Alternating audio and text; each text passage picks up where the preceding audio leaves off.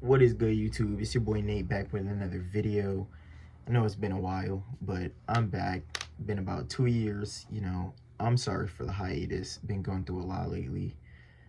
A lot of personal shit. We're not gonna get into that today. Today, if you could tell by the title of the video, we're talking about NBA playoff basketball. Got my notes right here. You see, we're gonna be getting into it today. Don't judge me on my nails. They're a little crusty right now. Chill. They're not trying to come off, but we're just gonna go right into it today because why not? Trying to get back into the swing of things, and this is how we're gonna do it today. Also, rocking the Don Da Don shirt today. If you know, you know. But let's get right into it today. Today I'm gonna be talking about, in my opinion, everything I'm talking about today will be in my own opinion. You guys are all entitled to your own opinion. Everybody is. So if you guys feel any other type of way, you can let me know in the comments. Doesn't really matter. You don't have to if you don't want to. But if you would like to let me know your opinion, let me know down in the comments. I will be checking comments actively and I will be responding. So make sure to let me know.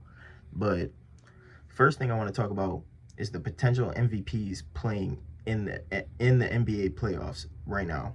Because in my opinion, there's about 8 guys right now that if the playoffs ended tomorrow, these top 8 guys should be in the MVP conversation when it comes to the playoffs. They've been balling out. Like, I'm going to start from the bottom to the top. That way it makes it a little bit easier. But the first person I have, well, the last person I have on my list is Kawhi Leonard. It's kind of surprising that he's the last guy on my list because it's Kawhi freaking Leonard. But at the same time, he's been injured a lot. He's coming back from an injury. He's not playing like his old self, but he kind of is. I mean, he's been fucking balling out. He's averaging 27 points per game. That's exactly what you want from Kawhi Leonard. Still playing great defense, still filling all the holes, doing what he got to do. Kawhi Leonard, that's what he does. That's literally Kawhi Leonard. But I have him in my last spot because I feel like, in my opinion, him and James Harden are just as valuable to each other besides the defense aspect. Don't get me wrong, Kawhi definitely has that on defense, but because he's still coming off of an injury, nobody's really expecting him to play as good as he's playing. We're happy he's playing that good, but I don't think anybody was expecting him to come out, start averaging 27 points per game in the playoffs. Maybe that's just me. Maybe it's not. Like I said, you guys can let me know about that in the comments because I wasn't expecting it. He's been balling out. He's been doing really good. He looks really good. That's all I got to say about Kawhi, though. Next guy up, got to be Shai Gilgeous-Alexander. Easily the best scorer, top 3 scorer in the league right now. I don't want to say the best. There's a lot of guys you can say are the best, but, well, not a lot, but you know what I mean. The same thing SGA has been doing all season, he's doing in the playoffs. He's getting to the rim. He's shooting his shots. He's hitting you with a little hezzy. He's doing what he got to do. He's getting to the line. He's making his free throws. Can't be mad at it. He's averaging 28 points per game. He's a 3-way scorer, in my opinion. I feel like he can score anywhere on the court. He's a little low for me because his defense is a little lacking. Like, don't get me wrong, his defense was a little bit better in the playoffs, but at the same time, I'm expecting that. I'm expecting defense to be better in the playoffs. But it still wasn't great, in my opinion. I would like to see him make that jump. Especially playing alongside Lu Dort, you would think he'd learn a thing or two by now. Maybe I'm being a little too critical about it, but I don't know. I'd like to see him play a little bit more defensively. Third guy I got to be the Joker. Like, if you're making a list about MVPs and you don't have Joker on it, you're not talking about MVP basketball. You're not talking about playoff basketball.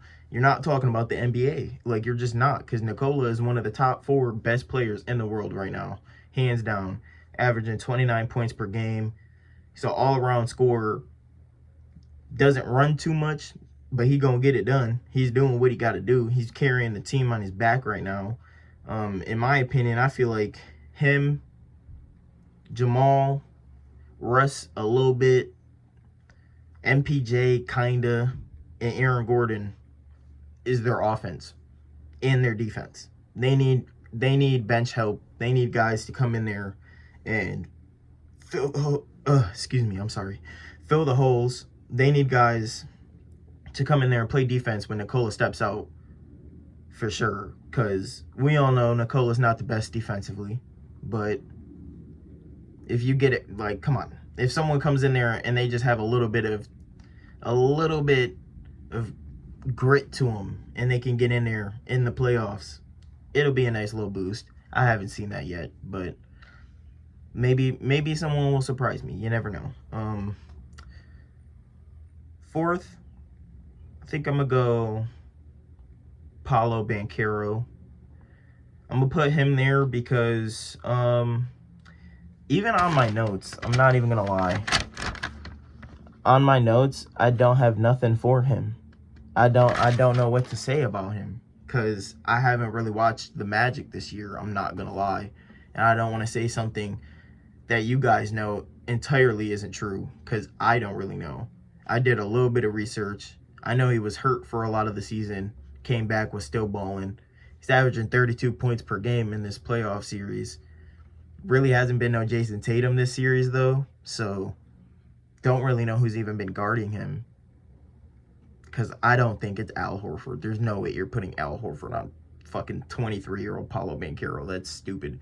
But like I just showed you, I really don't have no notes on Paolo, but I have him top 4 because he's been balling out. 32 points per game in the playoffs. I mean, you got Franz helping you out. Franz is probably averaging about 20, 25, 26, maybe even 27. That's not bad at all. I think he's pretty close to a triple-double or at least a double-double averaging in the playoffs, so that's good. That's pretty great for like his 3rd year in the league to be doing this. That's nice. That's nice. The 5th guy I got up here got to be Jalen Brunson. It's got to be Jalen Brunson, bro. He's averaging 33 points per game.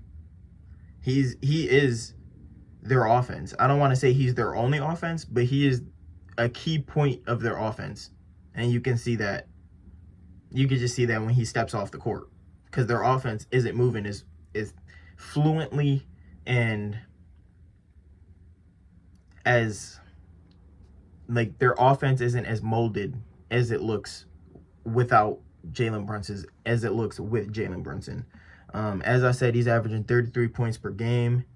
In my opinion, he's also a good 3-way scorer. I feel like he can score anywhere in the court. He's getting a little bit better at getting to the rim. I feel like he definitely has that in his arsenal. He just doesn't use that enough.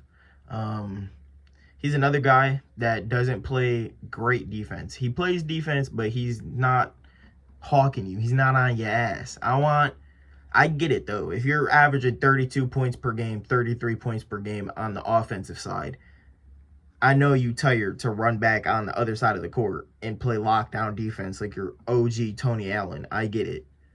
I'm not asking for Tony Allen. I'm just asking for something. I'm asking for something. Now, you guys can definitely let me know down in the comments if you've seen more Knicks games than me, because I've only seen a handful this year. The games I've seen, he's not playing great defense. He's kind of just like filling his spots. He kind of played defense like Stephen Curry. Not terrible, not great. So I'm just going to leave that at that.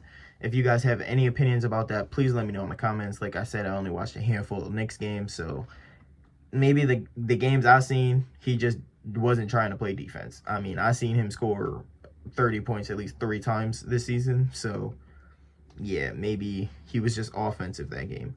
But next guy I'm going to talk about, gotta be Luka. It's gotta be Luka. Like 31 points per game on a brand new team. I know you've been playing with him for half the year, but still, it's still a new team. It's Luka fucking Doncic. What else do I have to say other than his offense is fucking great? He's been looking spectacular. The passing's good. The driving's good. The shooting's great. But then again, it's Luka Doncic. There's one thing I can take away from it all, and it's the defense. I'm not going to harp on it too much because there's already 3 people I've talked about who are kind of the same aspect where it's like, you're balling on offense, I get it, but you're not really running down to the other side of the court and making it a difference. You're kind of just doing your job. So he's another guy that's in that category.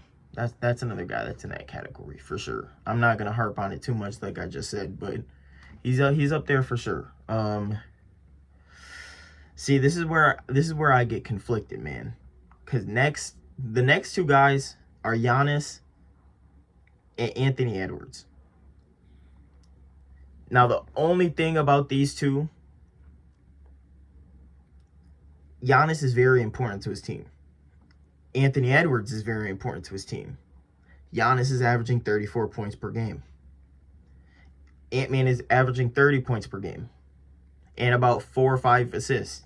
And about 6-7 rebounds. Giannis is averaging almost a triple-double in the playoffs.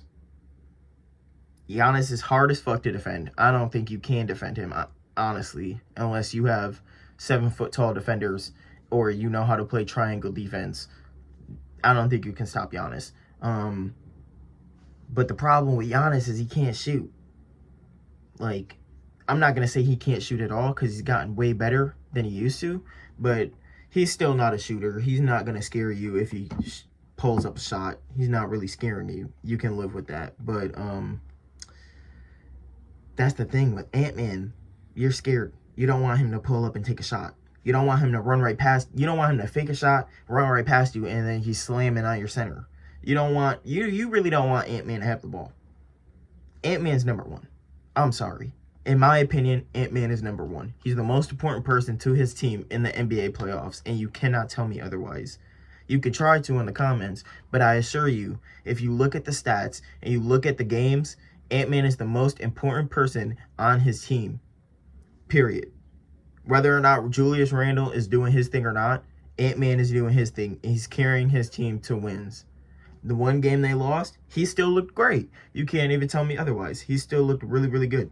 So my front runner right now, if the playoffs did have an MVP award, got to be Ant-Man, man. He's averaging 30 points per game. It's not the highest. Giannis is averaging 34, 35, but still, 30 points per game is very solid. You're still getting your assists in there. You're still getting rebounds. And you're leading your team to wins. Down the stretch, I think in the fourth quarter alone, he's getting at least about 8-10 points, maybe even a little bit more. He's doing his job. He's doing what he needs to do. So, yeah.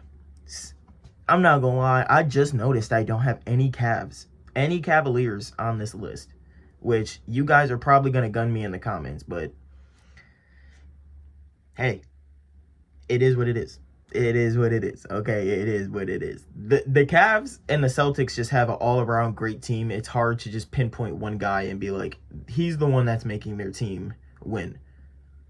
Can you really say that? Like, Jaylen Brown is definitely a centerpiece in Boston, but he's not the only reason they're winning right now. We can all agree to that. I feel like it's the same thing in Cleveland. Donovan Mitchell is going crazy, but he's not the only reason why they're winning. We can definitely agree to that. Or we can agree to disagree. It doesn't really matter. We can talk it out in the comments.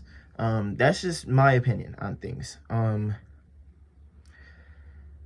few more things I want to talk about real quick. I do want to talk about the East versus West, like how they match up in the finals. I'm going to give my finals predictions right now because, man, I feel like anything can happen. I feel like absolutely anything can happen. But at the same time, in the East, the Celtics, the Cavs, or the Knicks. The Bucks are injured, which sucks. It really sucks to see, but the Bucks are injured. The Pacers are giving them work right now. I don't see the Pacers beating the Celtics in a 7-game series. I don't see the Pacers beating the Cavs in a 7-game series. I don't know who I would take in a 7-game series between the Celtics and the Cavs right now, but I know it would be a great series. It would probably go to at least 6, and whoever wins that matchup is going to the finals, in my opinion. So even if they match up in the semifinals, which I don't think is possible, they would be the team that wins that and then goes to the finals, whether or not they win or not. So my top few matchups for the NBA Finals this year would have to be the Thunder and the Celtics.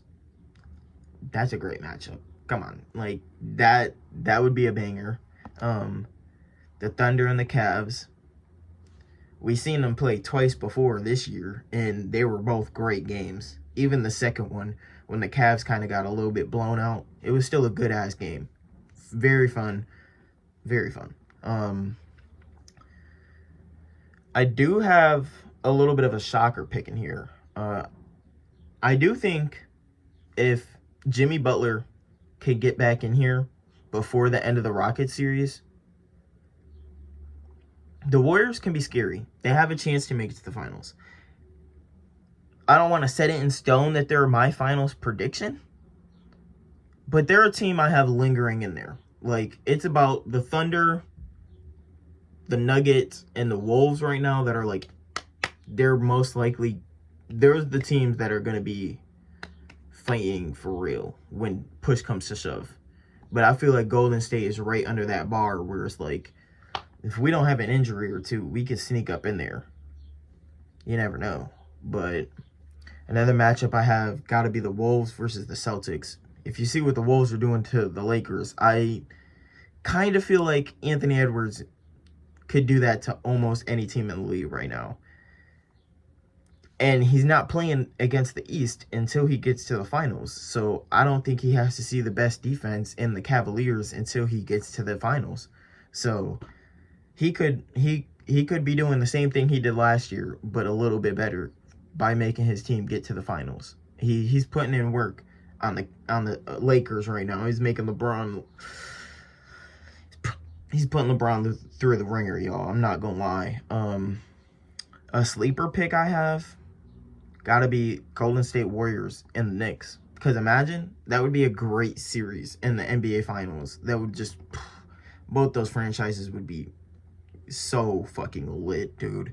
I wouldn't call this a sleeper pick, but I also have the Nuggets versus the Cavs. I know the Nuggets are in a dogfight right now with the Clippers, but they have championship experience. The Clippers can say they have guys with championship experience, but they don't have championship experience as a team. The Nuggets do. So I feel like the Nuggets can find a way to pull it out.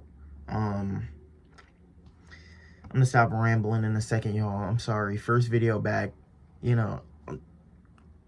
kind of yapping a little bit. I'm sorry. I apologize. These videos are also going to be a little bit raw for the first few videos, just because I'm working on a few things. Also trying to work on how I want my editing to go. If any of you guys have suggestions on what I can do to help with my edits and stuff like that, or thumbnails, making good content in general, content you guys want to see, please let me know down in the comments. I'm here for suggestions. I'm here for you guys. The sports stuff is kind of my thing because that's what I love to talk about personally.